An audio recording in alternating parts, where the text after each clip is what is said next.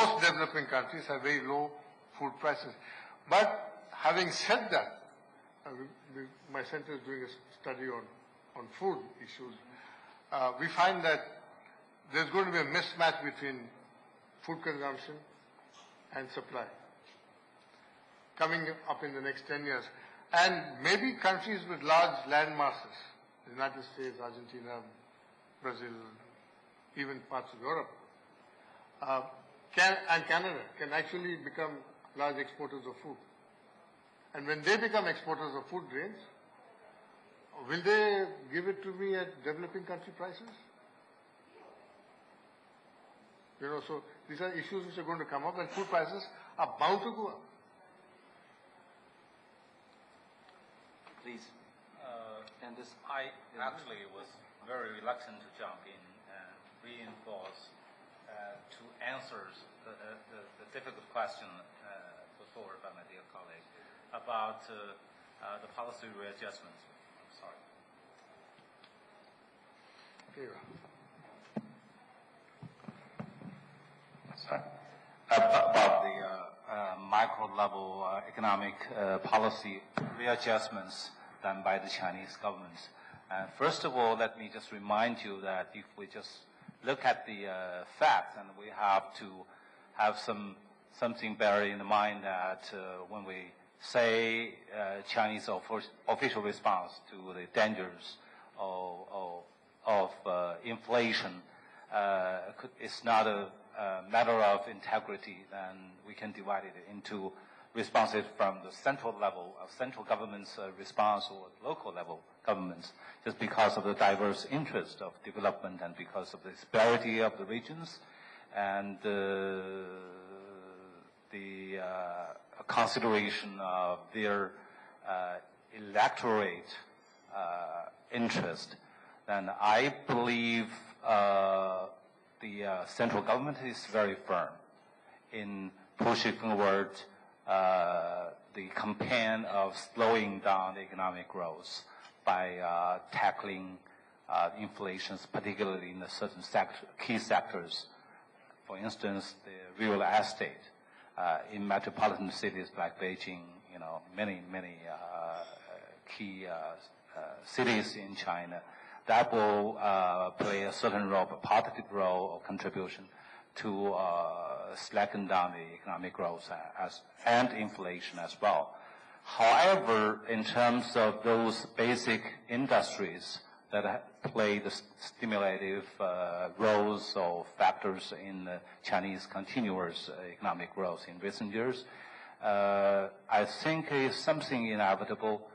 Not necessarily only with the group interest, but with the average income increase, which is also one of the government's core objectives to accomplish in the years ahead. Because we, in principle, we agree that we have to accelerate people's income, average income, in order to make contributions or to stimulate the consumptions at home in an average sense. But however, that will also introduce a danger or vulnerability of inflation. So it's a sort of a dilemma.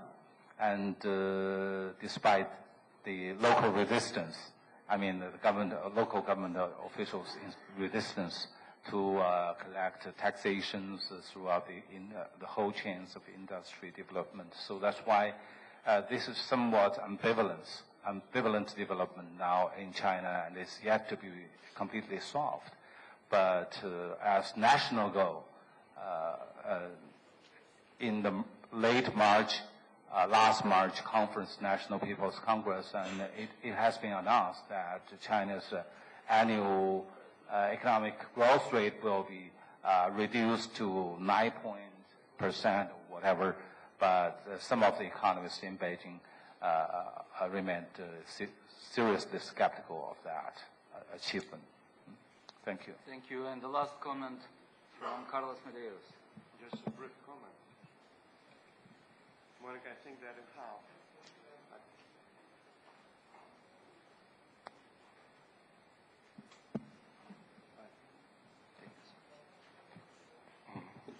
I think you mentioned the question that is posed in the short run, but I think that I will have something to the long run too. On the short run, I think that the main pressures come from the pass-through from the commodities to internal price. I think that the countries are quite different in control of this pass-through. And so I think that the policies are quite different. And some country has to put more emphasis on control of internal activity, and others can act more control some kind of prices. And I think that is some difference between this. But your question, and I know that tomorrow will be a round table on rate of exchange. But I think that the exchange rate is a real problem, because we have to avoid a race to the bottom because of these problems.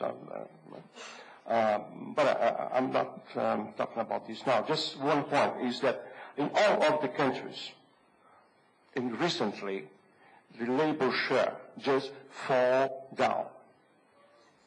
And this is one reason for the problems of income distribution.